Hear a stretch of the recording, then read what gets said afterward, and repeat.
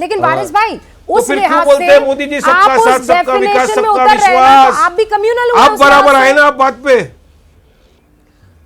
अब ये अब जवाब आप तो लाइन प्रेम पे आए शुक्ला ना, जी, अब आप आए तो ये देश के जवाब तो प्रेम प्रधानमंत्री शुक्ला जी कहेंगे। क्यों बोलते लेकिन हैं आप कि तो बीजेपी सेक्युलर सबका नहीं है साथ ना सबका सर। विकास सबका विश्वास में मानती है। आपकी पार्टी में एक भी बोलती है? पदाधिकारी गैर अरे- मुसलमान नहीं है, मान लीजिए ना सर।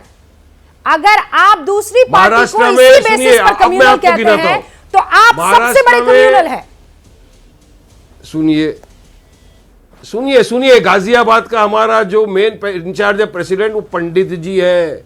हमारा महाराष्ट्र के अंदर जो लेडीज विंग की प्रेसिडेंट है वो हमारी दलित बहन है। ये भी जरा आप इंक्वायरी कर लीजिए। अब मेरे सवाल का जवाब, चलिए हम तो सबसे खराब पार्टी है, सब खराब है, मोदी जी की पार्टी तो बहुत अच्छी है, वर्ल्ड की सबसे बड़ी बिगेस्ट लार्जेस्ट पार्टी है, सबका साथ सबका विकास सबके विश्वास में मानती है। मुझे बताइए ना, 140 करोड़ जनता के मोदी जी तो प्रधानमंत्री है ना, कि खाली हिंदुओं के प्रधानमंत्री है? सबके, आपके मेरे सबके प्रधानमंत्री है। तो फिर भाजपा के अंदर एक भी मुसलमान को टिकट क्यों नहीं देते या मंत्री क्यों नहीं बनाया? ये पार्टी मुख्तार कम्युनल अब्बास है। गए तो वो गए, अब उसकी आप ये जगह कह रहे हैं कोई आने वाला किसी को नहीं है। टिकट आज नहीं तक देती है, किसको जो बनाया? रेशियो चलिए में टिकट बताइए दे मुझे। रही है उसी उनके रेशियो में कितने आप टिकट स्टेट दे के रहे अंदर हैं, प्रेसिडेंट तो उस है जो लिहाज से आप मुसलमान उस है? सांचे में नहीं डल रहे ना। बताइए। प्रेम शुक्ला जी बताइए, आप हिंदुओं की पार्टी हैं, आप कम्युनल हैं, देखिए, ये कह रहे हैं देखिए, अभी ऑल इंडिया मजलिस इत्तेहादुल मुस्लिमीन के राष्ट्रीय प्रवक्ता।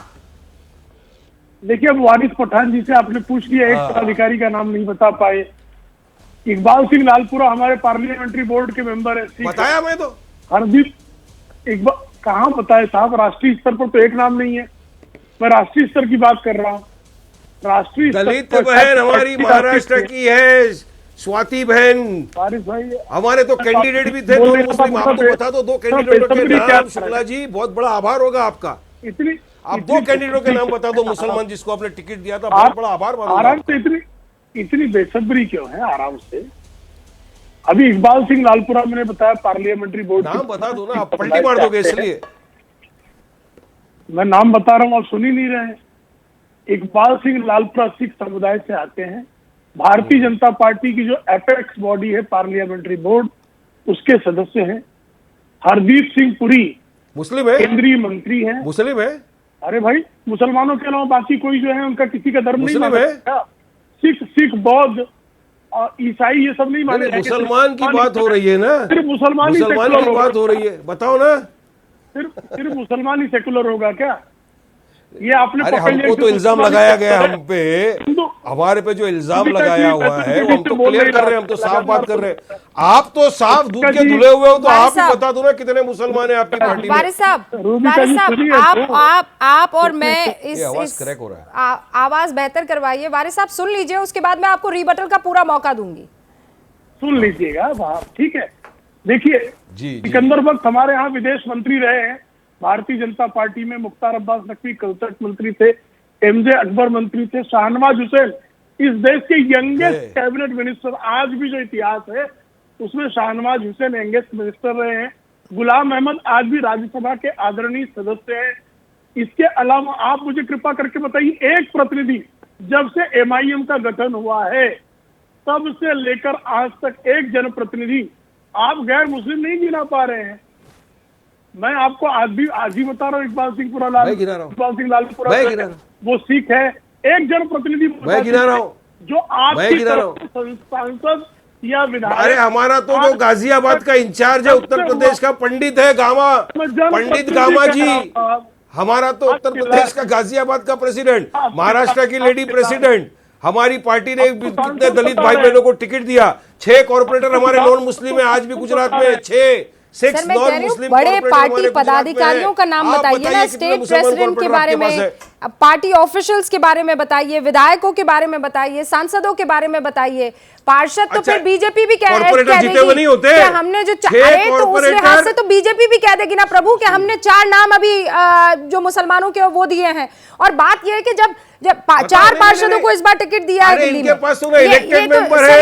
ये खेल नहीं माना जाएगा। ऐसे नहीं, आप मुझे ये वाला पन्ना बताइए ना, स्टेट वाला। सुनिए, लेकिन चूंकि आप पास तो ना इलेक्टेड मेंबर है, ना सेलेक्टेड मेंबर है कोई मुसलमान। हम तो बता रहे हैं कि हम तो नॉन मुस्लिमों को इलेक्ट भी कराए। कॉर्पोरेटर है हमारे 6 कॉर्पोरेटर तो गुजरात के अंदर है हमारे, ठीक है, जो नॉन मुस्लिम है। हमारा गाजियाबाद का जो प्रेसिडेंट है पंडित अब ये सारे पन्ने खोल देने के बाद मैं इतना तो आपको मौका दे सकती हूँ कि आप अपने वो 4 सवा पौने जो नाम है वो गिना दे, आपको गिनाना भी चाहिए।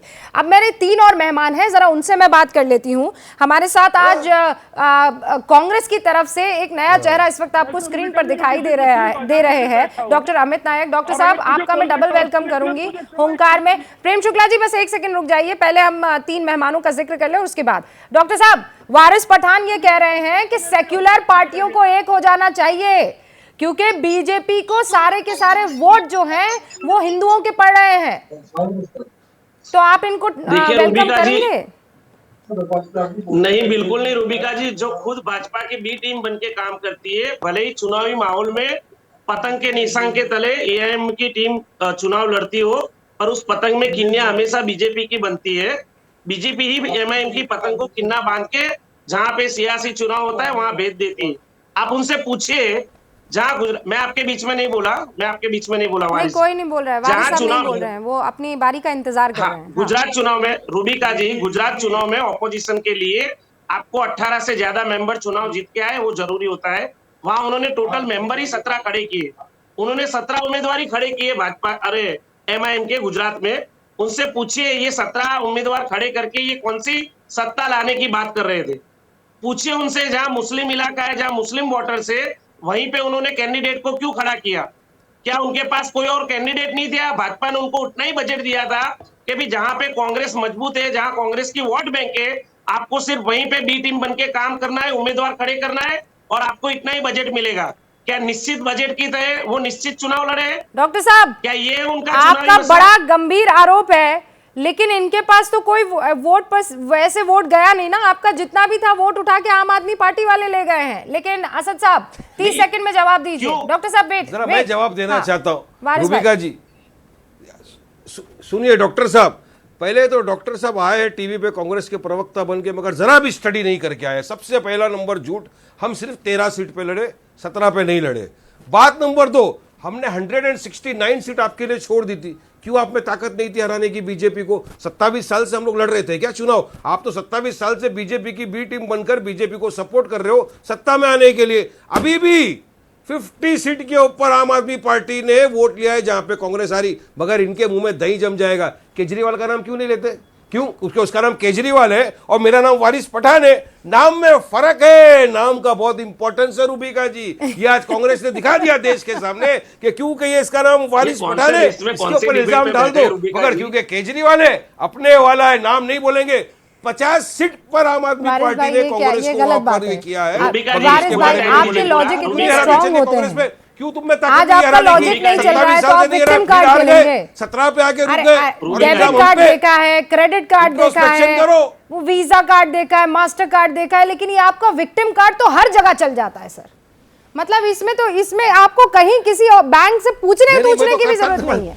विक्टिम कार्ड देख, कहीं लॉजिक ना चले, विक्टिम कार्ड खेल दो। मैं मुसलमान, मेरा नाम इसलिए लिया क्योंकि मैं मुसलमान। नहीं ना सर, गलत नहीं, फैक्ट है। नहीं सर, ये गलत है। सुनिए रवि श्रीवास्तव जी, अभी इस फैक्ट्स पर अपने फैक्ट्स रखेंगे रवि जी और प्रदीप जी भी। क्या मजबूरी है मेरी, बताइए। मैं अभी आपको बताती हूँ कि मैंने ओए होए होए होए नमकीन के चटकारे लेते हुए टकटकी मार के डिबेट शो को पॉज रिपीट कर करके देख रहे हैं जोगिंदर जी। इनकी तरह आप भी देखें अपनी फेवरेट डिबेट्स को रिपीट कर और डाउनलोड कीजिए एबीपी लाइव ऐप अपने स्मार्ट टीवी पर।